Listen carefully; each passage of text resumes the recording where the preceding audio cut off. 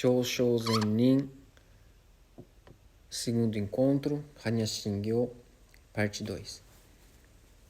Boa noite a todos, agradeço a presença e a companhia na prática. Espero que todos estejam bem, tenham tido ótimos dias desde o nosso último encontro e que possamos continuar praticando de maneira diligente o caminho de todos os Budas. No encontro passado a gente tratou principalmente do título do texto Hanya Shingyo. Hoje, num primeiro momento, eu gostaria de retomar alguns pontos sobre o título. Peço desculpa pela repetição, mas acho importante a gente rever esses pontos importantes e, ao mesmo tempo, eu gostaria de acrescentar alguns outros pontos também que talvez tenham ficado de fora. E assim a gente pode dar continuidade no texto, né? Dando a entrada no início do texto, né?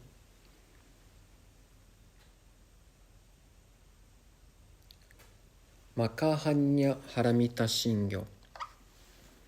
Makahanya Haramita Shingyo, essa versão que nós utilizamos quando recitamos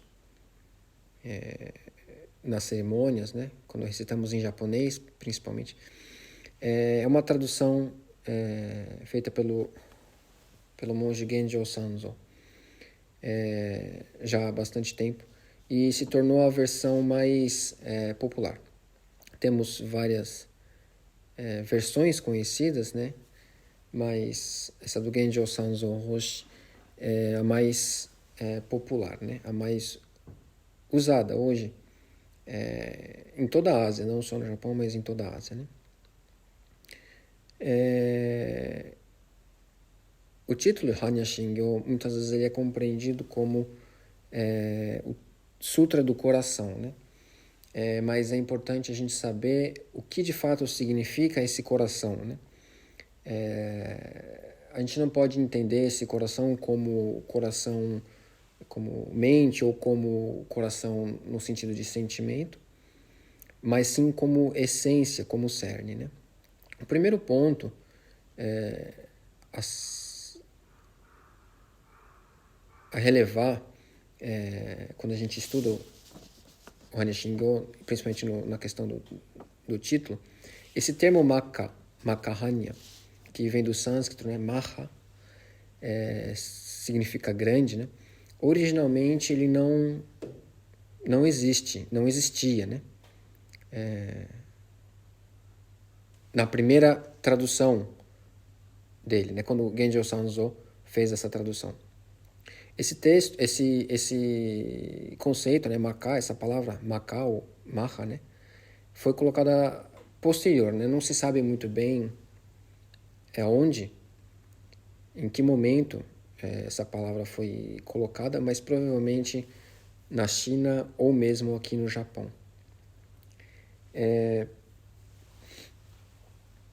Hanya, nós passamos bastante tempo discutindo o termo Hanya, né? No encontro passado,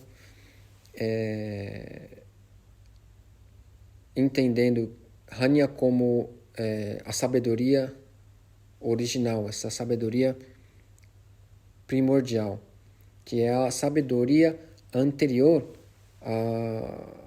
ao surgimento e à manifestação da consciência discriminatória, né? No entanto, Hanya Haramita, principalmente, possui dois significados, né? Antes de tratar esses dois significados de Hanya Haramita, o termo Haramita também, por si só, possui dois significados. Para a gente poder destrinchar melhor e relembrar o que a gente viu no encontro passado, Hanya, que vem do sânscrito prajna, né? É uma palavra que pode ser dividida em duas partes, né? Pra e jna. Ela foi o som dessa palavra foi copiado como Hanya, né? Prajna virou Hanya. Os caracteres em si, eles não se referem de maneira direta ao significado da palavra. Eles apenas usaram esses caracteres para tentar imitar o som que eles ouviam. Então, esse conceito de prajna, né? A primeira parte, pra, significa antes, anterior. Jñā, que é a sabedoria. Essa sabedoria original, essa sabedoria primordial. Essa sabedoria primordial é a sabedoria do despertar, né? Buda Shakyamuni, no seu momento do despertar, quando exclama: eu, a grande terra, todos os seres, simultaneamente, somos o caminho. É sobre isso que se trata esse jñā, né? Essa sabedoria original. Então, prajna é essa sabedoria anterior ao surgimento da consciência discriminatória. O que é a consciência discriminatória? São os nossos julgamentos, as nossas colocações, todas as manifestações que nós realizamos no universo do significado e da palavra. Nós, seres humanos, acabamos nos acomodando, né, conforme a gente cresce, né, desde bebê, a gente vai crescendo, aprendendo as palavras, aprendendo os significados. A gente se aconchega no universo das palavras e trata a realidade não de maneira direta, mas sim por intermédio do significado. A gente sabe que as palavras, os significados são ferramentas hoje essenciais, né? Nós, como seres humanos, nos tornamos humanos por conta da habilidade em lidar com as palavras, em lidar com os significados e conseguir interpretar os fenômenos de maneira subjetiva e abstrata. Assim a gente consegue transmitir ideias, a gente consegue transmitir informação, a gente consegue criar todo um sistema cultural. A palavra, ela não pode ser entendida, né, como o vilão da história, não pode ser entendida como algo ruim, mas sim como uma ferramenta. No entanto, a gente se aconchega no universo da palavra e lida com ela como se estivesse lidando de fato com a manifestação da realidade, né? Essa sabedoria original é essa sabedoria a qual nós já estamos inseridos, originalmente estamos inseridos, mas por conta desse conforto do universo da palavra, a gente acaba esquecendo como é tão simples lidar com a realidade diante da gente, né? Haramita também é um termo que tem várias interpretações de acordo com a maneira que a estrutura gramatical do sânscrito é analisada, né, nessa palavra. Eu não sou conhecedor do sânscrito, esse é só um conteúdo que eu li a respeito, mas de toda maneira, paramita uma das maneiras de destrinchar essa palavra paramita é para e depois ita. Esse para significa chegar a um outro lado, atravessar para algum lugar. Algo atravessado do outro lado. Ita significa realizar isso, acontecer isso, fazer isso, né? Então, para ita pode ser entendido como chegado a outra margem. Outra forma de de destrinchar essa palavra, ela primeiro é com a palavra parama, que, de acordo com algumas transformações gramaticais, né, a qual eu não posso descrever com detalhes porque não é do meu conhecimento, mas essa palavra parama vira paramin. Então, paramita, que faz referência a algo que já está completo, que já está realizado em seu estado último, né? É interessante perceber que, independente de qual dessas duas formas de interpretar esse termo a gente use, ambas significam algo que já está realizado, já está completo, seja já atravessado a outra margem, seja já em seu estado último e perfeito. Então, paramita, que quando a gente quando a gente adapta, né, para o japonês como haramita, ele carrega esse significado de a outra margem. Só que a gente precisa entender essa outra margem não como um objeto além daqui de onde está esse sujeito, mas sim como a realização completa dessa margem aqui e agora, né? Dogen Zenji trata do haramita, do higan, né? Nós temos o termo em japonês higan, que significa a outra margem, né? A outra margem, de maneira usual, trata da margem da iluminação, né? Do estado do despertar.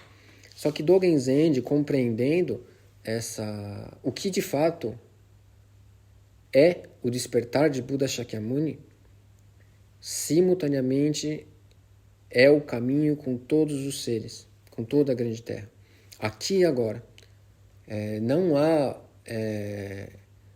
um processo daqui para lá, mas sim a realização do Nirvana completo já se dá aqui agora. Nós somos essa realização aqui e agora.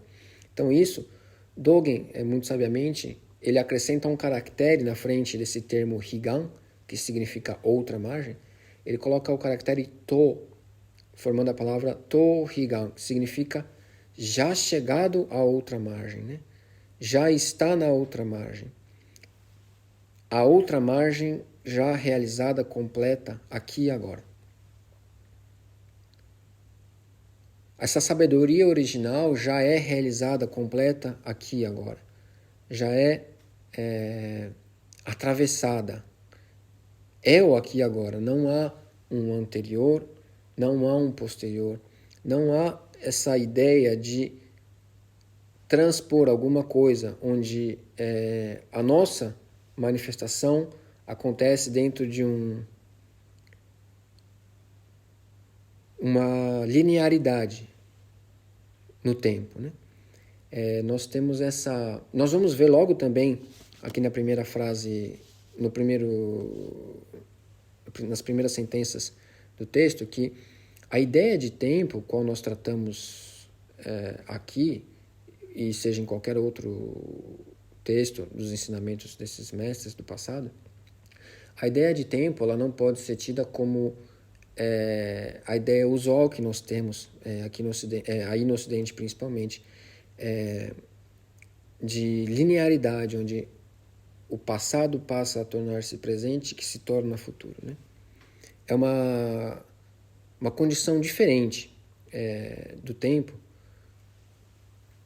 em uníssono com a existência do fenômeno, né? Isso a gente pode tratar mais para frente, né, no futuro, mas a princípio a gente precisa entender que essa linearidade temporal que é tão usual para a gente, né, ela não funciona quando a gente tenta compreender esses ensinamentos, né?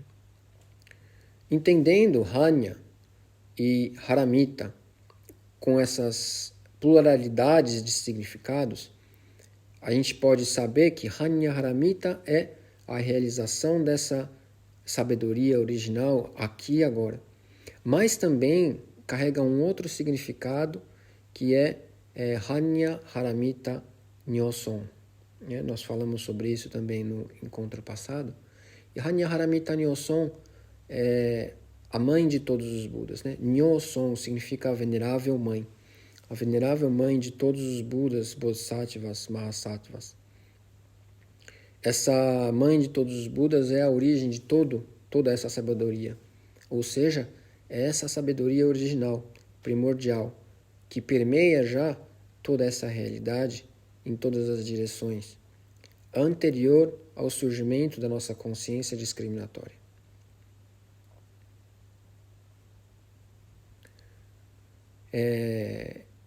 Eu peço desculpa pela repetição de tudo isso que a gente já viu no encontro passado, mas entender, ou pelo menos ter ciência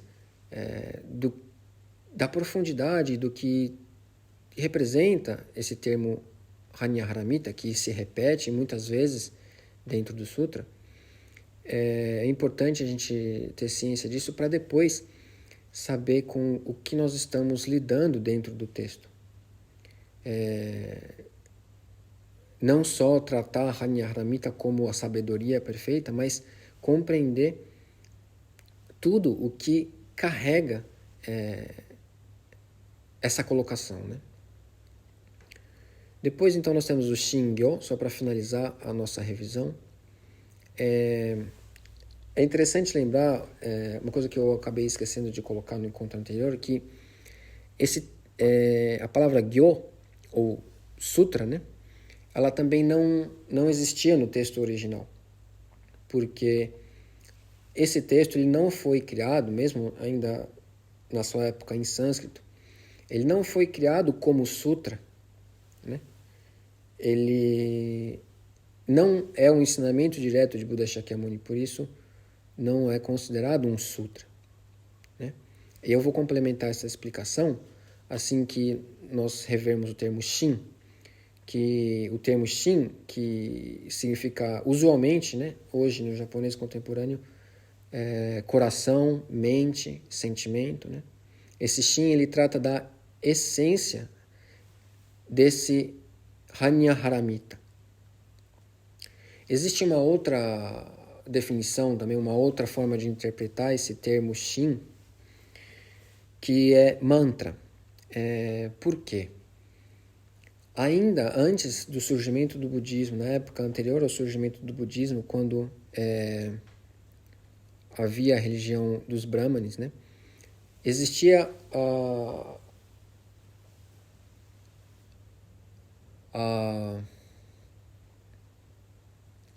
existia o conceito de que no nosso coração, órgão, dentro do espaço que há dentro do coração, que hoje nós entendemos como as cavidades do nosso coração, ali dentro havia o Atman, que é essa essência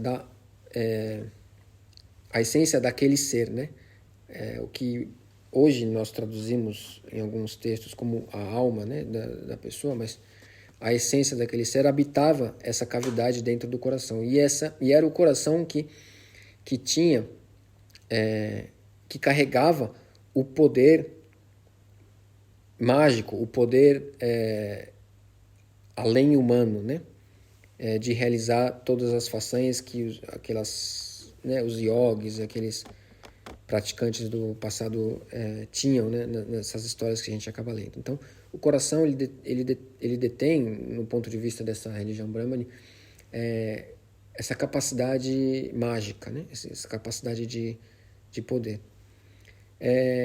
O budismo, diferente dessa religião Brahmani, traz que o que eles trazem isso como a essência do ser, na realidade, ela não existe, Não há sequer nenhuma uma essência que seja fixa. Nós vamos também olhar isso no decorrer do texto. Mas essa ideia de que isso teria um poder, o coração teria um poder, teria uma capacidade de uma força distinta, se manteve. E esse Shin, acabou carregando essa ideia de que pode realizar algo, ou seja, é uma capacidade sobrecomum, podemos dizer assim, e isso pode ser compreendido como um mantra, né? O mantra nada mais é do que um Buda, um Bodhisattva, algum Deus, manifesto em som. Essa questão do som, para as culturas daquela região, né, na antiga Índia, naquela região, o som tinha uma importância fundamental. Nós vemos, se nós pegarmos os textos, mesmo os sutras budistas, inclusive algumas das versões do Hanyasingyo no sânscrito, nós vamos ver que o primeiro caractere no sânscrito ele é Om, que é o som primordial, né? Om, em seguida, reverência a Buddha Shakyamuni e aos Bodhisattvas, né? Isso a gente encontra em alguns textos mais antigos. Então, essa questão do mantra, de transformar essa sabedoria em um som, se manteve nessa ideia do Hanyasingyo. Entendendo todo esse contexto, a gente pode compreender o título do sutra como o texto, o sutra, que discorre sobre essa força de Hanyaharamita Nyoson, da mãe de todos os Budas. Hanyasingyo, como ele não é um sutra, ele não foi escrito para transmitir ensinamento. Hanyasingyo, ele foi construído para discorrer sobre os méritos e as façanhas que há ao se recitar o mantra de Hanyaharamita Nyoson, a mãe de todos os Budas. Esse mantra é Gyate, Gyate, Hara, Gyate, Haraso, Gyate, Bodhi, Soaka. Por isso que no encontro passado eu dei ênfase na ideia de que a parte principal do Hanyasingyo, como diferente do que muitas pessoas acreditam, não é a parte que discorre sobre a vacuidade. Isso não faz dessa parte menos importante, obviamente, mas o centro desse texto é o mantra da mãe de todos os Budas, de Hanyaharamita Nyoson, que está no final. Para quem já conhece o texto, sabe que mais para o final do sutra nós temos que este é o mantra supremo, é o mantra mais poderoso, e temos essas colocações no final do sutra. Hanyasingyo nada mais é do que a descrição dos méritos e das façanhas que recitar esse mantra de Hanyaharamita Nyoson produz, né? A gente pode entender como essa parte primeira do texto, até da primeira parte, do Kanji Zai Bosatsu, até antes do mantra, a gente pode entender como a bula de um remédio, e esse remédio seria o mantra. Essa bula, ela descreve quais são os efeitos dessa medicina. Né? A mesma coisa, essa primeira parte toda do texto, até antes do mantra. Tendo revisado isso, nós podemos seguir, então, para o início do texto.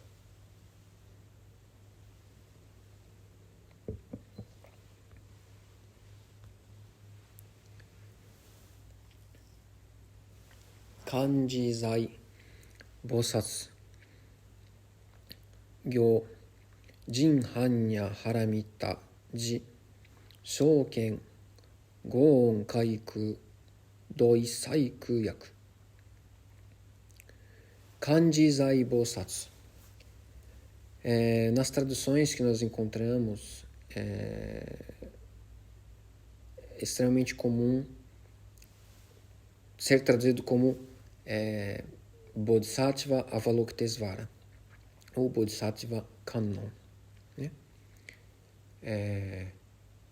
esse termo Kanjizai, ele se refere a esse Bodhisattva, Avalokitesvara, ou Kannon Bosatsu, Kanzeon Bosatsu, Kanjizai Bosatsu. Esse primeiro caractere, Kan, significa ver. Jizai significa existir de maneira livre, agir de maneira livre, atuar de maneira livre. Bosatsu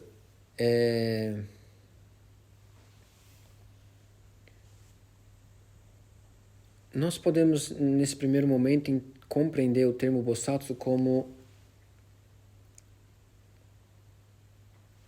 o praticante que percorre o caminho de todos os Budas. O praticante que exerce, que realiza a sabedoria dos Budas. Né? Kannon Bosatsu, seu nome original do sânscrito é Avalokitesvara.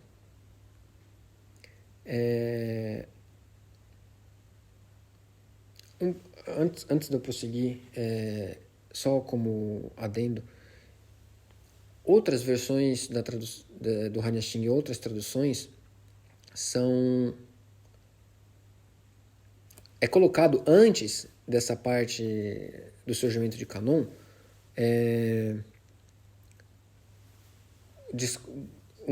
uma cena, né, em que descreve que Buda Shakyamuni, dentro do Samadhi, dentro do Zammai Supremo, ele, em tamanha profundidade de prática, ele sequer expressa qualquer palavra. Então, em seu lugar, no lugar de Buda Shakyamuni, então o Bodhisattva Kannon, né, esse praticante, Avalokitesvara, surge e começa a discorrer sobre esses ensinamentos no lugar de Buda Shakyamuni. Nesse texto que nós usamos atualmente, né, durante as recitações, não existe essa parte. No entanto, outras tradições, como a tibetana, se eu não me engano, e outras tradições da Ásia, talvez, trazem essa primeira parte do texto. Então, como eu falei antes, primeiro inicia-se o texto reverenciando Buda Shakyamuni e traz então esse cenário onde Buda Shakyamuni está em prática profunda, em tanta profundidade que sequer ele expressa qualquer palavra. Então, em seu lugar, Kannon Bosatsu, né, Avalokitesvara, surge e começa a transmitir esse ensinamento. Esse ensinamento, nós vamos ver depois, ele tem um ouvinte, que no caso é Shariputra, né? Sharishi. Mas isso a gente vai falar mais para frente também, né? Avalokitesvara, esse nome Avalokitesvara também é dividido em duas partes, né? dois termos. Avalokita, que significa ver, observar. Ou seja, que consegue ver e observar todos os fenômenos com total liberdade. Isvara, que é o segundo termo, significa liberdade, livre, realmente livre, verdadeiramente livre. Ou seja, Avalokitesvara, né? Avalokita, Isvara, junto torna-se Avalokitesvara. É o nome do ser que consegue ver todos os fenômenos de maneira livre, todos os fenômenos de maneira verdadeira. Ou seja, é o ser que consegue, por meio da compreensão, da realização da sabedoria original, olhar todos os fenômenos em sua verdadeira forma, né?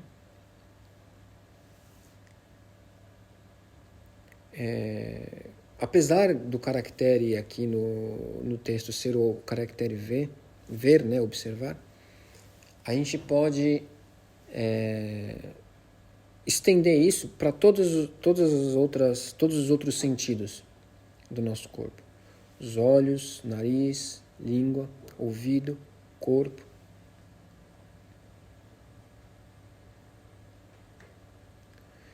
E eu gostaria de convidá-los a refletir sobre Kannon Bosatsu, Kanjizai Bosatsu, Avalokitesvara, com essa capacidade de ver todos os fenômenos de maneira livre, e nós que estamos aqui praticando. Onde está a diferença entre Avalokitesvara, né, Kanjizai Bosatsu, e nós?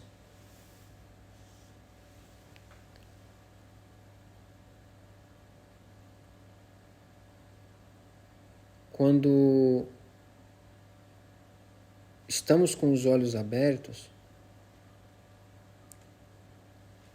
todas as formas e cores dentro da nossa capacidade visual tocam os nossos olhos, se manifestam nos nossos olhos de maneira completa e perfeita, dentro das funcionalidades originais dessa nossa capacidade visual. Se eu olho para cá, eu vejo esse momento aqui agora. Se eu viro para o meu lado direito, então toda a manifestação junto com os meus olhos aqui agora se dá dessa maneira. Nada da manifestação anterior sobra nos meus olhos. Não há nada mais livre, não há nada mais liberto do que essa capacidade original de tocar os fenômenos. Quando há o som, esse som toca os nossos ouvidos, no instante seguinte, outro som toca os nossos ouvidos. Em que momento há uma distinção, em que momento há uma separação? O som anterior não sobra no instante seguinte. A manifestação da realidade completa e absoluta em todas as direções, de todas as profundidades, da mais completa primordialidade se manifesta aqui agora no presente. Nosso corpo originalmente toca todos os fenômenos já da maneira mais direta e pura possível, ao ponto de que não há distinção qualquer entre isso e aquilo. Esse momento em que o fenômeno toca essa existência, em que eles se tocam simultaneamente, não há separação alguma. Vocês conseguem perceber isso? A gente ainda acaba usando o momento do toque porque a língua não nos proporciona nada além da dualidade, sujeito e objeto. Mas observem isso com a própria existência em que estão aqui e agora.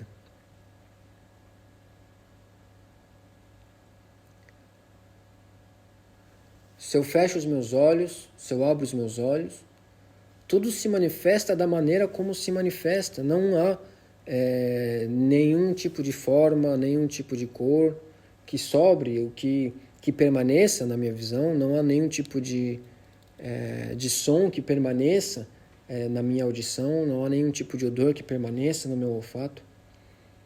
A todo instante está se transformando em conjunto com todos os fenômenos, porque não há separação alguma. Então, qual é a diferença de Kanjizai Bosatsu, de Kannon Bosatsu, para nós?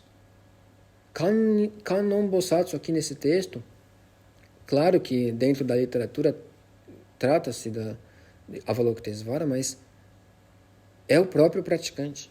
Somos nós. Qual é a diferença? Alguma. Não há diferença alguma. Compreende que Hanyaharamita, seja Hanyaharamita Nyoson, seja a sabedoria original, independente de como esse termo é analisado no universo das palavras, essa completude do Nirvana de Buda Shakyamuni simultânea com todos os seres da grande terra, é aqui agora, presente, da maneira mais perfeita e completa possível. Não há outra maneira, não há outra possibilidade, senão a realidade manifesta aqui agora, junto com todos os fenômenos, junto com todos os seres, junto com Avalokitesvara e Buddha Shakyamuni.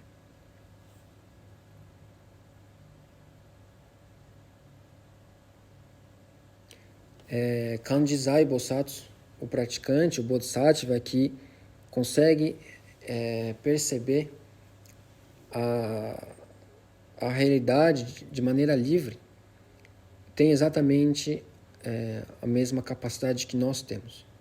Nós temos a mesma capacidade, exatamente a mesma capacidade que Kanjizai Bosatsu, de ver a realidade dos fenômenos de maneira livre. Então ele segue com Gyojin Hanya Haramitaji. A gente encontra as traduções como prática profunda, né? E Gyo significa prática, exercer, ir, né? Atuar. Jin aqui significa profundo, profundidade. E Hanya Haramita, que é tudo isso que nós já vimos, né? No entanto, aqui, quando nós encontramos as traduções em português ou inglês, seja o que for, como prática profunda, o termo Jin de profundidade, ele se relaciona com o termo Gyo de prática, mas na realidade, esse termo Jin de profundidade, ele se relaciona com Hanya Haramita. Então é Jin Hanya Haramita, e não Gyojin. Isso traz a profundidade não para a prática, mas sim para Hanya Haramita. Gyo, a prática, é a existência aqui agora. Essa é a existência, é perceber a existência, perceber a realidade e os fenômenos aqui agora, independente da nossa condicionalidade, da nossa consciência discriminatória. É perceber a realidade anterior aos nossos julgamentos, às nossas opiniões, aos nossos gostos. Isso é prática, isso é Gyo. Jin Hanya Haramita é esse Hanya Haramita original, essa sabedoria original. E Ji, no final da frase, é tempo, momento.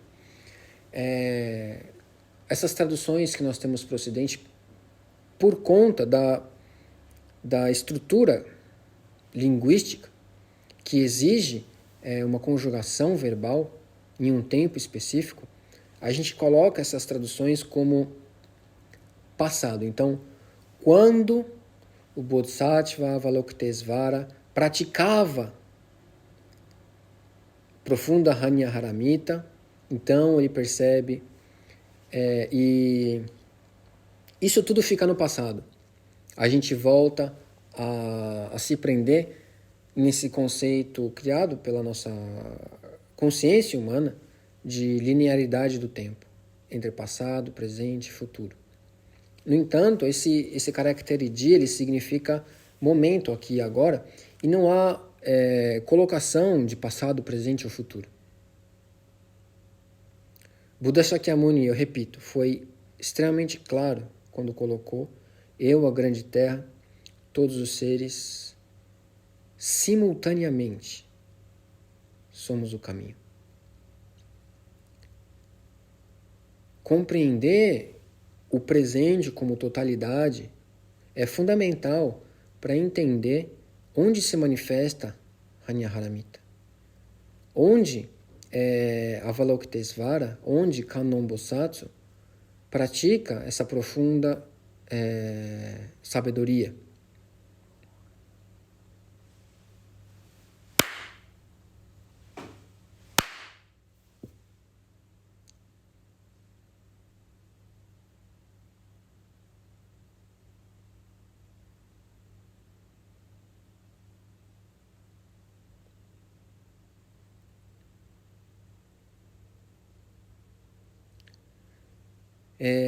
Nos restam um pouco menos de 20 minutos e a gente conseguiu ir até a segunda linha.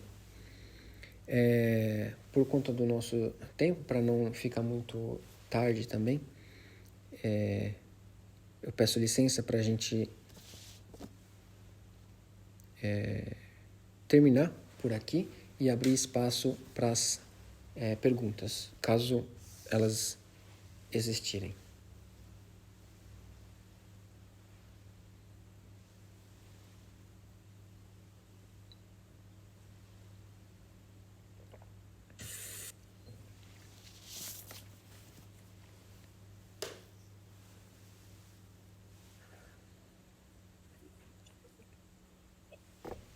Posso dar uma pergunta, Diga? Desculpa. Boa noite a todos. Cara, desculpa até a ignorância nesse ponto. Essa ideia de tempo não linear parece ser tão complicado de você passar por ela, sabe? Enxergar essa simultaneidade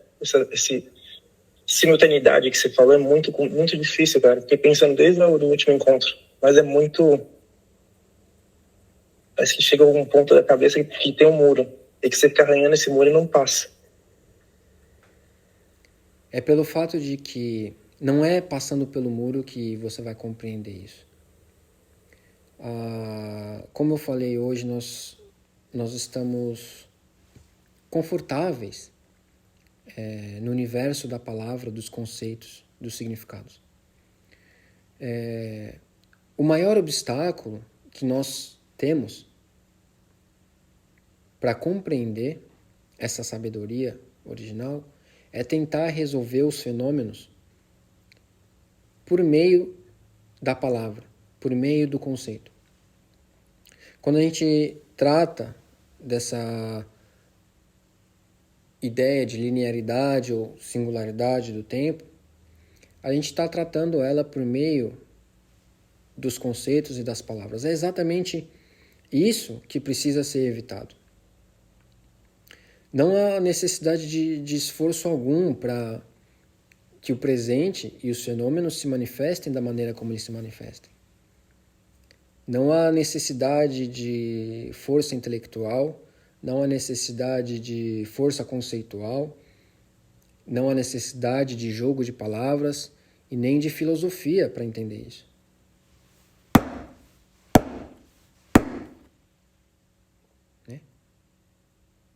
Isso se manifesta da maneira como se manifesta, independente de qualquer conceito, independente de qualquer construção intelectual. Dogen Zenji, ele coloca no Shobogenzo o Genjo Koan, por exemplo, né, muito famoso, né, Shinjin Datsuraku, Datsuraku Shinjin, né? A gente traduz isso para o português como abrir mão do corpo e mente, ou deixar cair corpo e mente, né? A gente tem essa mania de traduzir essas coisas caractere por caractere, mas não é esse muro, ele não precisa ser atravessado, compreende? Compreender o fenômeno como ele se manifesta, não é necessário você dissecar esse fenômeno intelectualmente, né? Quando você toma um chá, o gosto do chá toca a sua língua. Depois disso, não toca mais. Aí quando você toma um café, o gosto do café toca a sua língua. E aquele momento se manifesta daquela forma. Independente de qualquer coisa, independente de qualquer ideia de passado, presente ou futuro. Não há qualquer tipo de dúvida em relação a isso. Onde está a dúvida no momento que o som toca o seu ouvido? A dúvida, ela surge depois. Só que a gente tem esse condicionamento de lidar com os fenômenos, não com eles de maneira direta, mas sim por meio das palavras.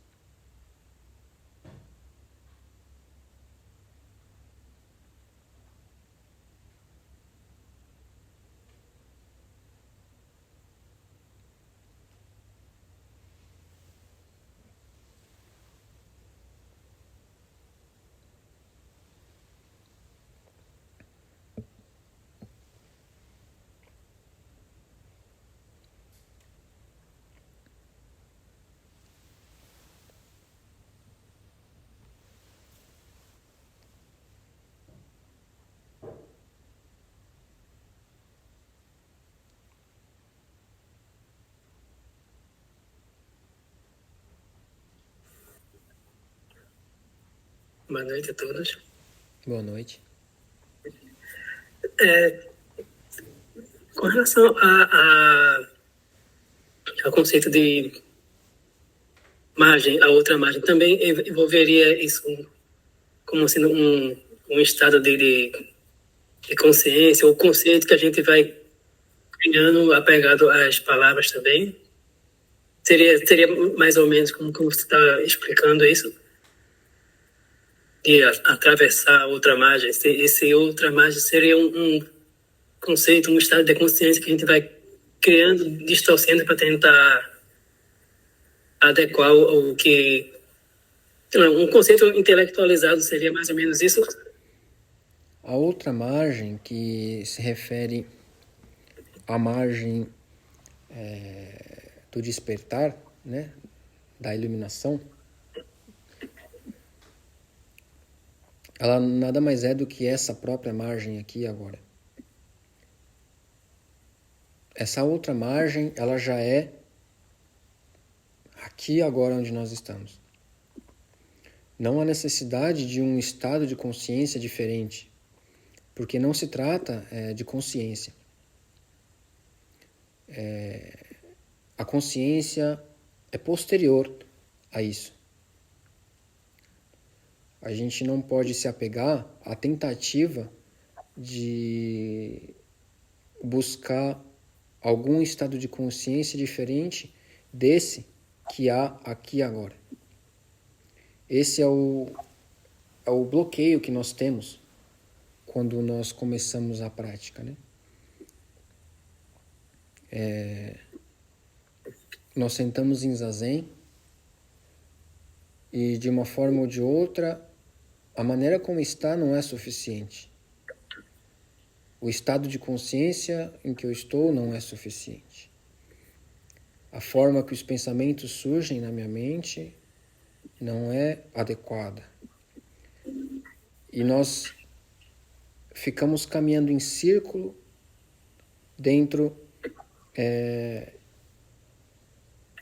de uma ideia, dentro de um universo criado só dentro da nossa consciência, né? Dentro da nossa mente.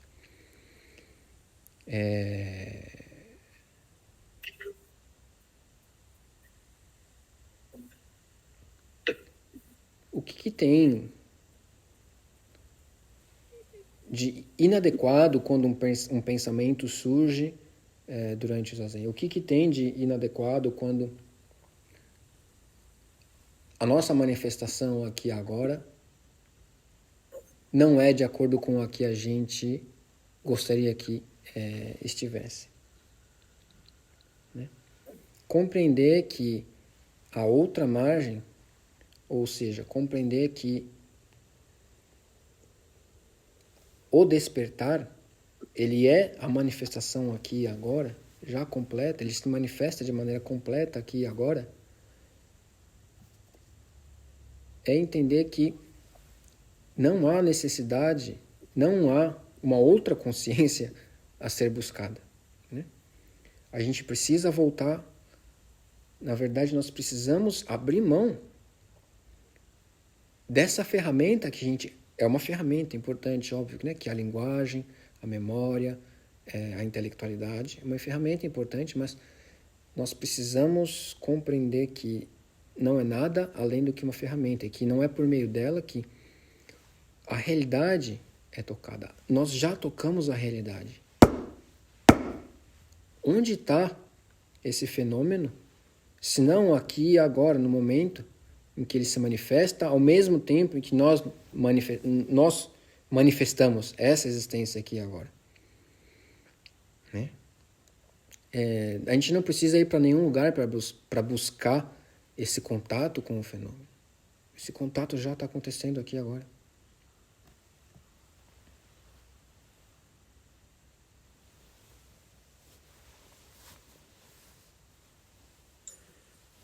Se me permite, caríssimo.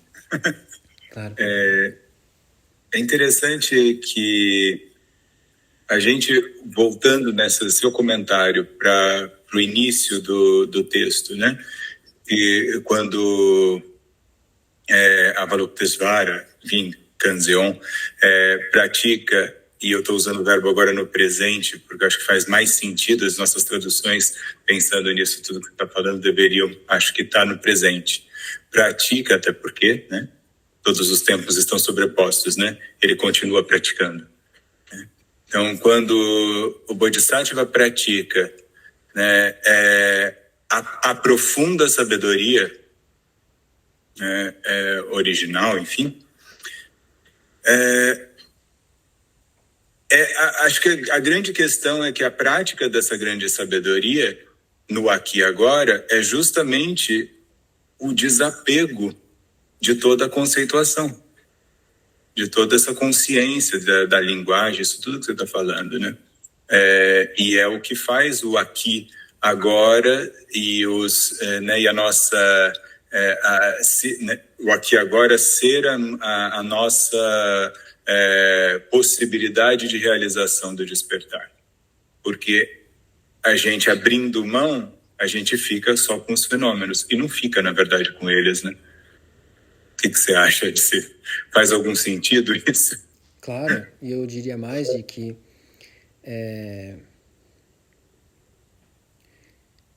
a ideia de desapegar, como você colocou, é interessante. No entanto, aonde que está apegado isso, né? Não é se desapegando, não é a partir do momento que a gente se desapega que essa realidade vai acontecer, né? Ela já acontece, né?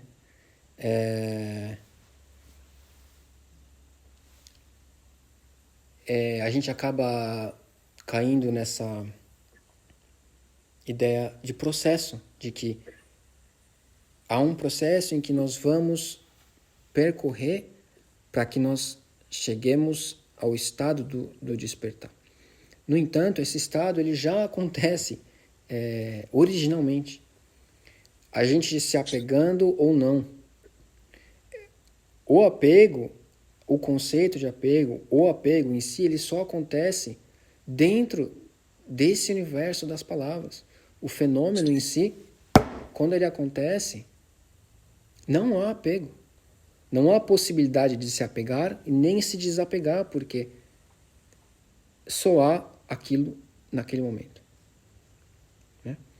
Então, Shinjin Datsuraku, Datsuraku Shinjin, né? Dogen Zenji, quando ele fala isso, ele fala o termo e fala o termo invertido depois, né?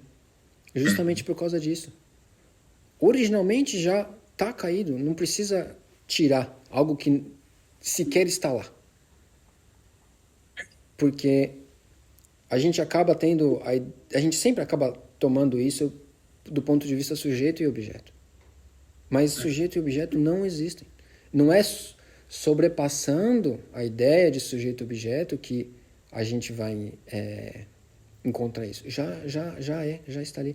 Que aí volta com o que foi colocado anteriormente, de que eu não consigo atravessar essa parede, porque essa parede é justamente a ideia de que depois que eu me desapegar, eu vou tal coisa, né?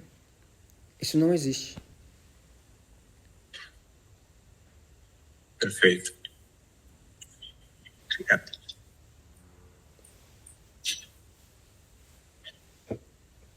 Ainda temos alguns minutos. Se existir algum comentário ou alguma pergunta, fique à vontade.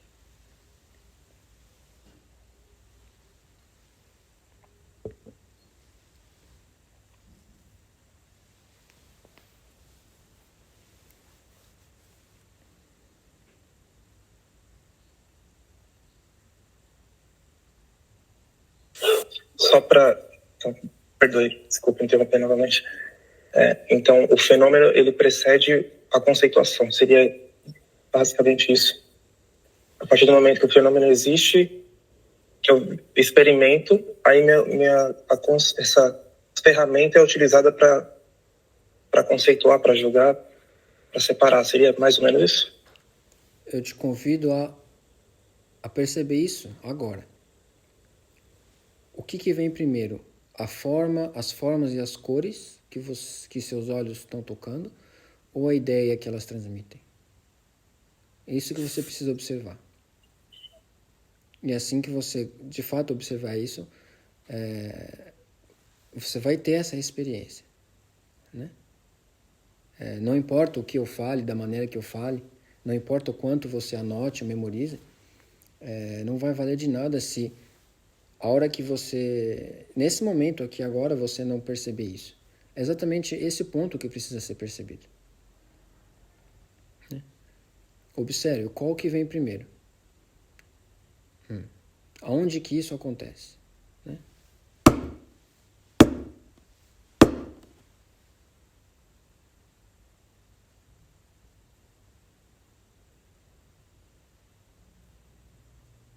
Por isso, Zazen.